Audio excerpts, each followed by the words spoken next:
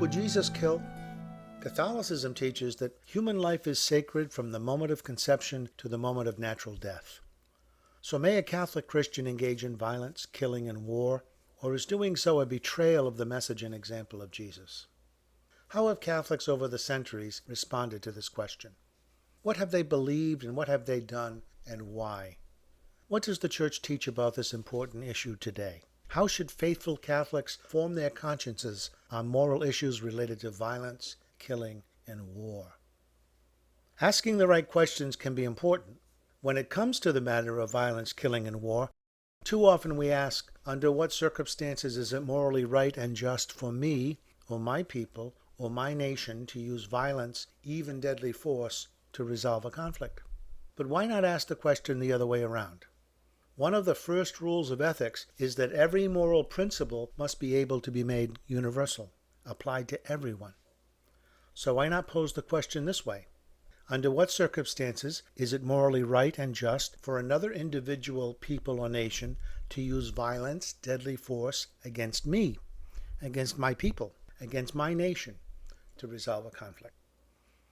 Before we begin this discussion of the morality of violence, killing, and war, it is important to recall that, according to Catholic teaching, no act or omission is a sin unless three conditions are met. First, the act or omission must be objectively wrong. Second, the person acting must know that the act or omission is objectively wrong. And third, the person acting must freely choose the act or omission.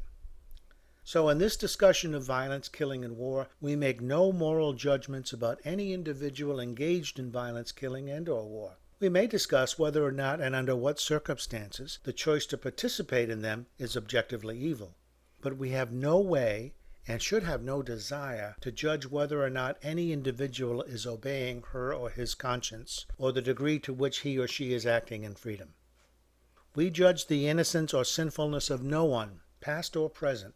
We discuss only acts and omissions and whether or not they are to be considered objectively good. A continuum. At the far right of the continuum is a moral stance referred to as absolute militarism.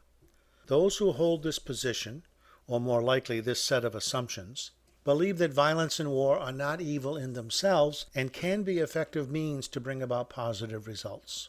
Violence and war can be used to right wrongs, to protect the innocent, and to restore order and peace.